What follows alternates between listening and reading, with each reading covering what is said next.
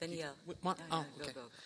Bon, tout d'abord, félicitations pour tous les exposés que j'ai aimé beaucoup. Mais j'ai une petite question, c'est un commentaire pour Leila Massiane sur l'activité portuaire de Tanger. Donc, c'est une exposé de longue durée. Donc, je trouve qu'il y a comme une sorte d'interruption très forte à partir de 1912 dans les fonctions historiques d'Angers, comme centre commercial actif, etc., et jusqu'à 1956. Mais pas seulement jusqu'à 1956, sinon pendant les décades de 1960, etc. Et je pense qu'il y a une relation très forte entre la politique stratégique, surtout des Français par rapport au rôle de Casablanca, qui a affecté d'une manière incroyable le développement portuaire à Tanger.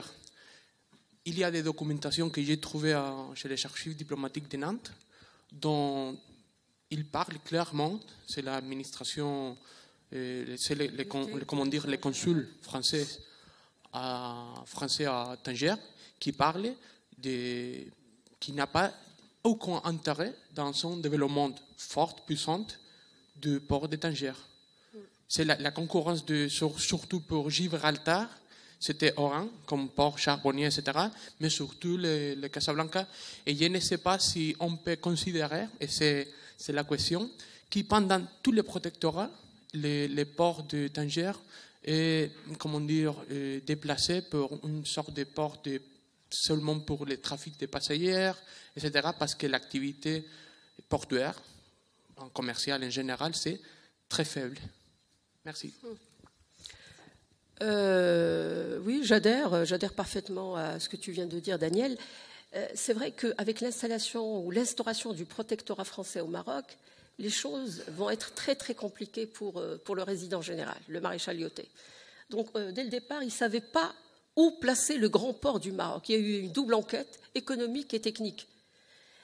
Donc il ne savait pas s'il allait le placer à Casablanca, au port Lyautey ou à Tanger.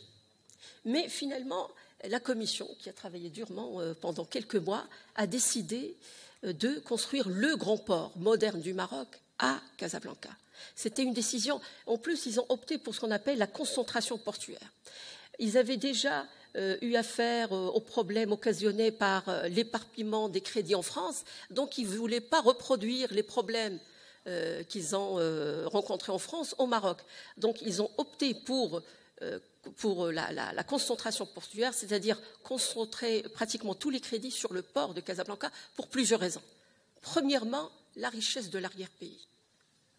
Les plaines atlantiques du Maroc, donc elles sont tellement riches, et puis la centralité de Casablanca. C'est un port situé entre deux, si vous voulez, royaumes historiques du Maroc, deux parties historiques, Marrakech et Fès. Tanger, au début, donc on a pensé à Tanger, mais Tanger, elle était trop proche de l'Europe et loin de Marrakech et du sud du Maroc, donc elle a été écartée. Donc systématiquement, donc c'est vrai que Casablanca est devenu par la suite le grand port du pays et qui a concentré tous les crédits. On construit une jetée magnifique de 3000 mètres. C'est un port, d'ailleurs, le projet en question, tout à l'heure ou hier, on parlait de ports qui apparaissent et qui disparaissent, des projets qui apparaissent, mais le projet du port de Casablanca tient toujours la route jusqu'au jour d'aujourd'hui. On continue à construire d'autres terminaux sur la base du projet initial de 1913. Donc ça, c'est vrai que Tanger, son activité est là, on le voit, mais il a été détrôné quelques années, je crois vers 1900, dès les premières années du protectorat. Donc évidemment, Tanger n'a pas pu suivre. Ceci dit, il a fallu attendre le temps de l'indépendance pour que les choses aillent un peu dans le bon sens. Et on verra, effectivement, il y a des erreurs qui ont été commises, et on verra que finalement, il y a eu plusieurs projets pour Tanger, pour le port de Tanger. Bon, on a opté pour le projet de 1923, Mais on s'est rendu compte qu'au bout de quelques années, qu'il fallait carrément changer de site parce que la ville, elle a tellement grandi que le port ne pouvait plus respirer. Donc ils ont choisi carrément de revenir au site historique, un site qui remonte à 1711, Qsar Sgher, donc pas loin de Qsar Sgher, à 40 km. Et c'est un projet qui a été présenté en 1943, mais qu'on avait délaissé. Et donc, 60 années plus tard, on revient à un projet ancien et on développe, ça donne ça, Tanger Med. Là, il y a plein de chiffres impressionnants sur l'évolution rapide de ce port. Donc c'est vrai que Casablanca... Mais là, dernièrement, on voit que Tanger commence à détrôner le port de Casablanca. Merci. On a des questions, s'il vous plaît. Beaucoup de questions. Alors, je vous demande d'être bref et les réponses aussi, s'il vous plaît. Oui, alors c'est à nouveau une question sur Tanger au XXe siècle. Elle est double et elle est courte. La première, j'aurais aimé avoir votre lecture de l'impact du politique sur la période de l'expansion de Tanger entre 1920 et 1945, parce que Dieu sait si le Maroc a été découpé en plusieurs endroits, si la question juridique du statut de Tanger jusqu'en 23 est extrêmement lourde. On a une guerre du Rif par derrière jusqu'en 26, une occupation par les Espagnols en 40. Et alors là arrive ma deuxième question. Ce projet date de 1943, si ma mémoire est 23. bonne. Pardon ? Le deuxième projet. Le deuxième projet est 43. Et précisément, là, ça m'intéresse parce que 1943, il émane d'où ? Il émane de qui ?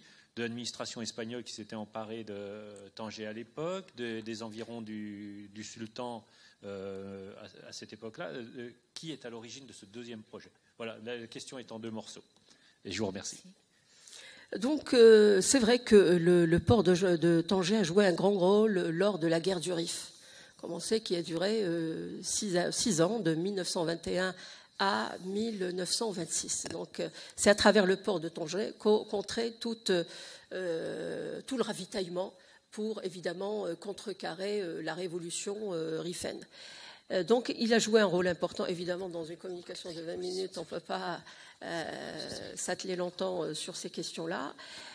Pour le projet de Wad Armel, c'est un projet, évidemment, comme on le sait, pour le Maroc, comme vous avez dit, il a été réparti, il était sous le contrôle de 3 entités. Il y a les Espagnols au nord et au sud, il y a les Français au milieu, et Tanger bénéficiait d'un statut international.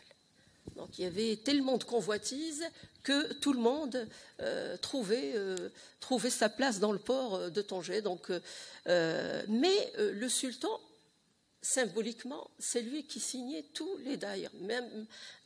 C'est vrai que le résident général, il est là, mais tous les projets passaient par le sultan. Et parmi ces projets-là, il y a le projet de 1940. Alors ça, je suis incapable de vous dire qui a présenté le projet, mais je sais que c'est un projet, parce que je vous dis, il y a plusieurs projets qui ont été présentés, et à la fin, on choisit celui-là et pas l'autre, pour différentes raisons. C'est des réseaux bien étendus, et donc c'est très difficile de savoir qui a présenté le... Mais je peux par la suite vous donner plus de détails. Merci bien. Toujours sur Tanger, une question pour Leïla. Il n'y a aucun vestige archéologique parce que bon, on a quand même donc on a les Carthaginois, on a les Romains, on a les Arabes qui vont utiliser Tanger comme base finalement de départ pour la conquête de la péninsule ibérique, et il n'y a absolument aucun vestige archéologique d'équipement portuaire qui subsiste. Il y a encore, bon, j'ai pas eu le temps de m'arrêter sur l'expérience allemande. Il y a eu le port allemand qui a été construit, parce que comme je l'ai dit pour Tanger, il y a plusieurs créations. Là, il y a eu un port allemand qui a été construit à la racine ou au pied de Borj el-Baroud à Tanger, et qui a suivi le tracé du port anglais. Donc avant la construction de 1923. Évidemment, les vestiges, pour le port anglais, il n'y a plus de vestiges, parce qu'il a été complètement démoli. Complètement. Même les caissons qu'on avait enfoncés au fond, on les a récupérés, donc il ne reste plus rien. Pour le port allemand, ou ce qui reste du port allemand, il est encore visible aujourd'hui encore. Mais maintenant, la ville, elle est en chantier. Quand on y va, c'est une ville, moi, personnellement, que je ne reconnais plus. J'y étais il y a 2 ou 3 mois. Je ne reconnais ni la ville, ni le port. Parce que tout est en chantier. On est en train de construire ce projet qui est immense. Et donc, pour l'instant, les questions culturelles, c'est le dernier de leurs soucis, c'est-à-dire récupérer, restaurer. Il y a des murailles qui sont dans un état lamentable. Il y a aussi des vestiges romains, mais on ne peut pas y accéder parce qu'à Tanger, il y a un Saoudien qui a acheté des hectares et ce site se trouve dans le domaine du prince saoudien. Donc on ne peut même pas accéder au site.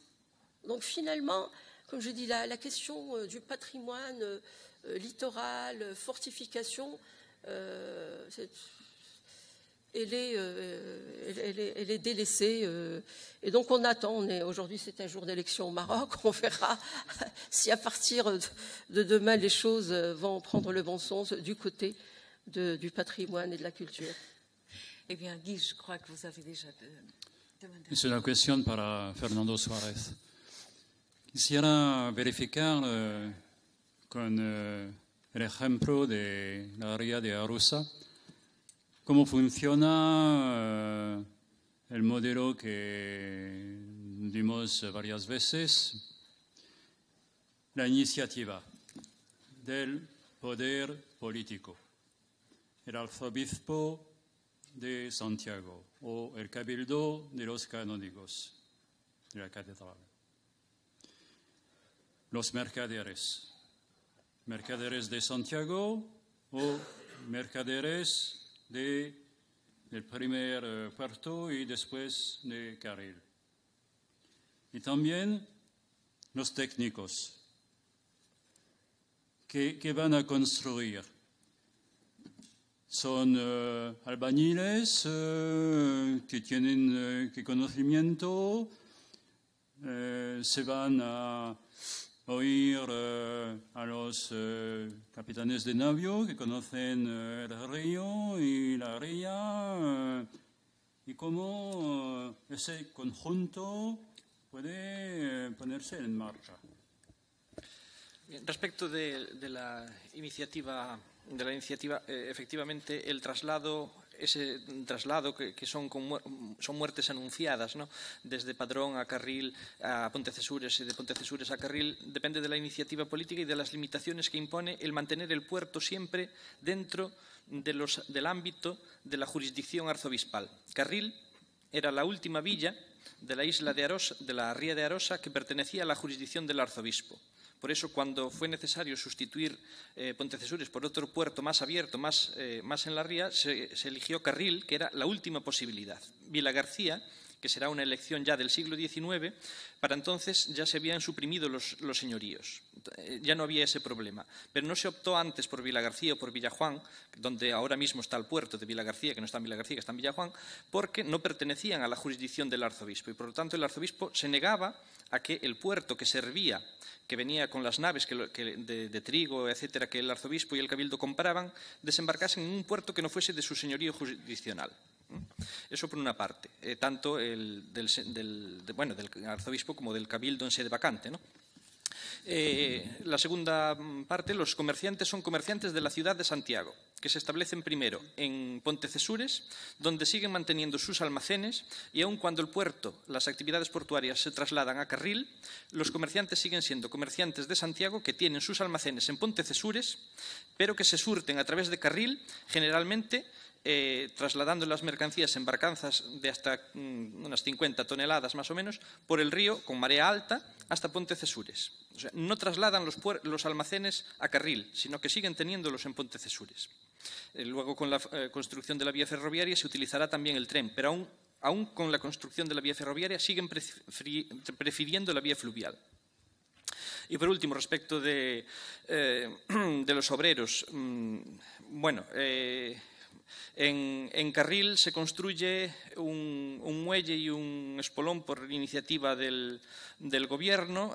Está dentro de un proyecto que hubo de construcción de un palacio real en la isla de Cortegada, a imitación del Palacio de la Magdalena en Santander. Y pues dentro de ese proyecto se construye el puerto por iniciativa del Estado. En el caso de Vilagarcía, también el muelle de hierro se construye con financiación del Estado, pero realmente el proyecto es un proyecto que no tuvo en cuenta para nada la opinión de los propios marinos o de la propia gente del puerto, porque en el momento mismo en el que se hizo el muelle ya era inútil, ya no era operativo.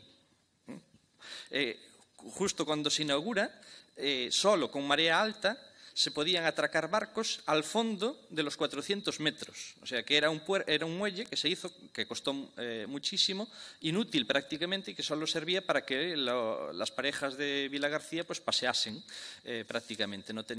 Casi no tuvo utilidad como tal muelle. Pero para el primer muelle se convoca un arquitecto. Sí. Gracias. Maintenant, on va recueillir les deux dernières questions, s'il vous plaît. Oui, celle et celle, mais tout ensemble. Et alors, on répond. Si on a du temps, on vous attendra. Oui. Merci. Ma question est pour Madame Leila Mzien. Mais avant de poser la question, j'étais frappé par l'acte destructif des Anglais de leur retrait de Tanger. Et ça m'a rappelé un acte destructif des Portugais du XVIe siècle à leur retrait de la ville de Séfi en 1541. Ils ont démoli une belle cathédrale, la plus belle cathédrale de l'époque de l'Afrique, et deux églises. Et pour mon ami Christophe, donc au Maroc, on n'a pas encore un département de l'archéologie subaquatique. C'est ça le problème du patrimoine subaquatique, c'est qu'on a beaucoup de vestiges, mais on n'a pas ni un département d'archéologie subaquatique, ni un service qui peut s'occuper de ça. Et pour ma question à Madame Mzienne, donc dans le titre, vous avez dit Tanger, la Méditerranée atlantique. Ma question est la suivante. Où est la limite occidentale de la Méditerranée? Est-ce que vraiment Tanger est une ville méditerranéenne? Est-ce que la limite occidentale de la Méditerranée est Gibraltar ou Cap Spaltar? C'est une question à tout le monde, hein, pas uniquement à Leila. Merci. Et bon, est-ce qu'on peut avoir la prochaine question Pour ces différentes phases, quelles étaient les entreprises qui étaient liées à la construction de ce port, surtout au XXe siècle, hein? La construction de ce port de Tanger, ça a été réalisé par quelle entreprise? Et puis, deuxième aspect, peut-être que vous n'avez pas évoqué, l'aspect financement. Financement, est-ce que c'était le protectorat? Est-ce que c'était le Makhzen? Parce que hier, on a vu, pour la construction de ports marocains, on a eu recours à la formule d'emprunt. Un emprunt, la dette, un emprunt local, je crois, un emprunt marocain, et c'est le budget marocain qui devrait rembourser ces dettes. Donc le financement était un financement marocain à ma connaissance. Donc est-ce que vous pouvez présenter quelques éléments concernant les entreprises et le financement, le mode de financement? Est-ce que vous pouvez attendre un petit peu la dernière question pour alors répondre tous? Alors, juste une dernière question à Thierry Sozo pour ne pas le laisser totalement seul avec son affaire de Fort Boyard. Et entre locaux, on va peut-être se comprendre. Pourquoi ne pas avoir envisagé une installation à Port-des-Barques où la configuration des lieux offrait également un asile à ce chantier? Et puis, deuxième question, là également très technique, Boyarville sert aussi à radouber, réparer les navires, les chasse-marées sans doute, qui approvisionnent les pierres. Et ces navires sont-ils équipés de dispositifs particuliers pour verser les pierres en mer? S'il te plaît. Oui, donc très bien. Donc, pour ce qui concerne les navires, oui, ils sont effectivement, il y a un dispositif qui permet de larguer la cargaison en ouvrant la coque. Il y a un dispositif de double coque. Donc, qui assure la flottabilité de la gabarre. Ce sont des gabarres, elles sont numérotées, elles n'ont pas de nom particulier. Et ce sont des navires qu'on rencontre sur les grands chantiers. Je pense à Cherbourg, dont tu vas parler, qui sont assez classiques dans ce domaine-là. Donc oui, elles sont réparées. Il y a cette espèce de ce qu'on appelle le bar à choix, hein, c'est-à-dire un petit port d'échouage à l'intérieur du chenal, qui est destiné effectivement à assurer l'entretien de ces gabarres lorsqu'on vient les échouer à l'intérieur du chenal. Et puis, je me souviens plus. Ah oui, port des Barques. À mon avis, port des Barques est sur l'autoroute de la Charente quand même. Hein. C'est-à-dire que tu as à la fois le trafic civil, puis le trafic militaire. À cette époque-là, on arme quand même des escadres, même si on n'en fait pas grand-chose, finalement, ils finiront par être incendiés en 1809. Mais le port des Barques, c'est le port de service, c'est le petit port de service de l'embouchure, et on ne va pas le surcharger avec cette affaire-là. Et en plus, on est relativement loin du site de construction du Fort Boyard. Donc, je pense que ce qui est dicté, les facteurs qui dictent l'implantation de Boyardville, c'est proximité, navigabilité du chenal, et puis, je pense qu'aussi l'autre donnée, c'est comme on sait qu'on aura la nécessité de miser sur une main-d'œuvre qu'il faudra garder captive. Une fois que les types ils sont débarqués à Boyardville, ils ne peuvent pas trop s'égayer dans la nature. C'est une sorte c'est un peu comme Cayenne ou d'autres sites, parce que traverser la vaste zone de Marais Salon, ça nécessite de connaître les lieux, ou sinon on finit noyé, embourbé, envasé, mangé par les reptiles et contaminé par les moustiques. Non, juste pour répondre rapidement à notre ami. Par rapport au financement de ces projets, c'est le service de la dette. Donc c'est les Marocains qui paient ces différents travaux. On a vu que pour le port allemand, ça a coûté au Marzen, c'est-à-dire le sultan, 175 000 francs. Tous les projets, c'est les Marocains qui les paient. Et donc, les banques, c'est les banques Paribas, Banque de Paris et des Pays-Bas, donc qui étaient vraiment très implantées un peu partout dans les ports. Ils avaient des intérêts, oui, très bien. Et pour la Méditerranée Atlantique, là, il faut relire Brodel. Merci à tous. Je m'excuse à nouveau pour mon retard et je crois que je peux dire qu'on retourne à 4h30 s'ils viennent.